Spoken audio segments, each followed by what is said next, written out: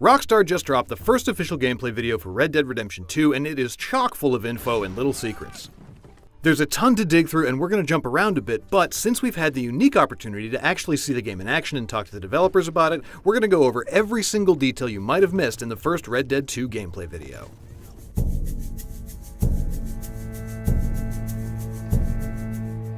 First off, I want to call out what might be the biggest wink and nod to the first game in this video, which is this adorable family portrait waiting to happen of John, Abigail, and Jack Marston sitting around the fire with Arthur and the gang.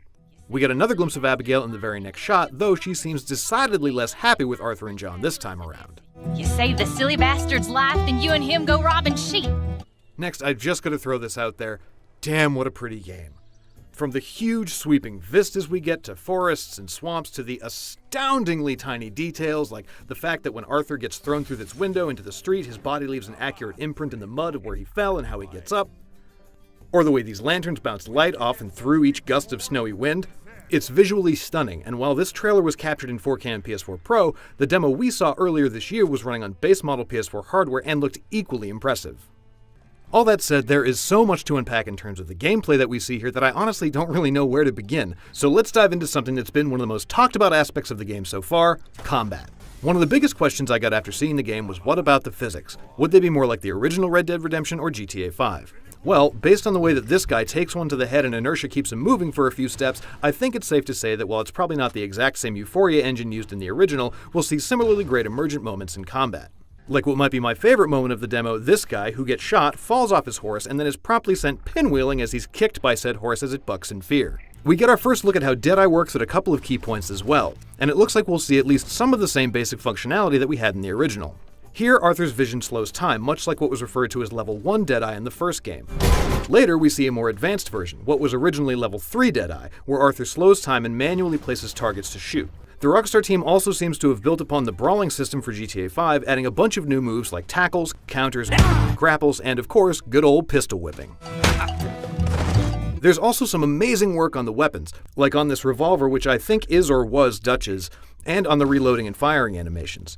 Check out these reload animations, with individual bullets slotting into each chamber, or the particle effects blasting out of this repeater when it's fired. I'm also really intrigued by what seems to be the contextual nature of your action animations. In this moment, for example, Arthur's carrying a shotgun in his offhand and firing with his revolver in the other, then he holsters the revolver and flips the shotgun into place to aim and fire from the hip. How'd the shotgun end up being carried like that? Was it used, then swapped over when moving into a sprint? We know that we won't have the old weapon wheel this time around, instead having to pick which weapons we want while leaving the rest of our stuff on the horse, so maybe you need to craft or purchase a sling for your weapons or else be forced to carry them around by hand like we see here. The biggest thing to me, though, is the new way that we interact with everybody in the world around us, which you finally get a good look at in this video. There's your camp, which though we've known that it's a very important aspect of the game for a while, this is the first time we've seen your group en route from camp to camp. We also get to see some more of the ways you can interact with your fellow gang members, be it planning a job with Sadie and Dutch, helping Pearson or Charles cook and hunt, going to town with Lenny for a drink, or getting into something a bit more troublesome with Micah or John, whose scars we can see have healed a bit in this shot, meaning some time definitely passed since that moment that we saw in trailer number 3, though we don't know how much. We also get a look at how we're going to be able to interact with other NPCs. As we've mentioned before, every NPC, big or small, literally in this case, since we see what appears to be the first instance of children as NPCs in a Rockstar game, the ominous potential of that I'll leave to your own imaginations, every one of them has their own roles and their own personalities. And now, instead of just having the binary option to point a gun at them or not, do what you want, I don't care. You can engage with everyone around you in contextually driven conversations. Here we see Arthur getting into trouble with the local sheriff. How he did so isn't the point, but this is sort of a new half-star wanted level, which you can see in the HUD up this way. It's currently listed as interrogating. We were told in our demo that you'd be able to talk yourself out of tough situations, though whether or not repeating this strategy will work remains to be seen. All of these interactions are contextual, much like, it seems, everything else that we've seen so far. For example, that rider Arthur says hello to might not be as friendly if you move towards him with your gun drawn or a body slung over the back of your horse. And backing up while we're at it, let's take a closer look at that HUD in these interactions. Note that the menu changes depending on the situation Arthur finds himself in. The basics seem pretty straightforward. You use L2 or left trigger to lock onto someone, then you can choose how you want to interact with them. It seems that each NPC has some sort of title and or status, like this Lemoyne Raider, likely a member of one of the other gangs they mentioned towards the end of the video. And we can see that this deputy has a red marker next to his title, probably indicating that he's hostile to you at this particular moment. With the witness, we can see that shooting into the air is a contextual option instead of killing him, as the top option for the others has been aim weapon, and this one swaps to threaten after Arthur fires the shot. Perhaps most curious is the label for poor danglin' Jimmy Brooks, whose title Man from Blackwater is gold in color and has a dotted icon on it. I can't say for certain, but I'll bet this is how we can differentiate what I'll call special NPCs, ones that lead to unique missions or quest lines like the stranger missions in Red Dead 1. Since we're on the topic of NPCs, we also get a look at a host of characters who are clearly more than just random townsfolk. First up is this dastardly looking fellow in a green vest. We haven't seen him before, and he could just well be some outlaw robbing a train, but I wouldn't be surprised if he ends up being a minor character at least.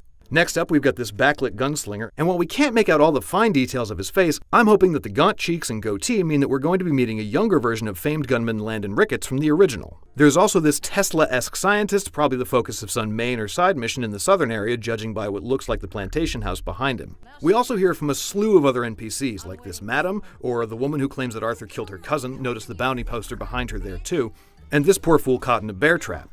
But these all seem to be more like characters that you form your own relationships with as you wander the frontier, instead of set story characters. There's also this older fellow who looks like he might be a hunter of some sort, but at the moment he seems to be trying to sell us a new horse. Speaking of, there are a couple of extra details about your equine companion that you may not have picked up on. First, notice how Arthur's horse shies away from the alligator here. Because Arthur's bond with it is strong, he's able to keep better control of it and ride past. Second, check out the level of control you can have with your horse. This dexterity is another effect from increasing your bond with the animal. And lastly, while the announcer definitely emphasizes the importance of your horse in Red Dead 2, there's one important detail she forgot to mention. No matter how strong the bond you have with a horse is, if it dies, it dies. You'll have to forge a brand new relationship with a whole new horse. So, be nice to yours.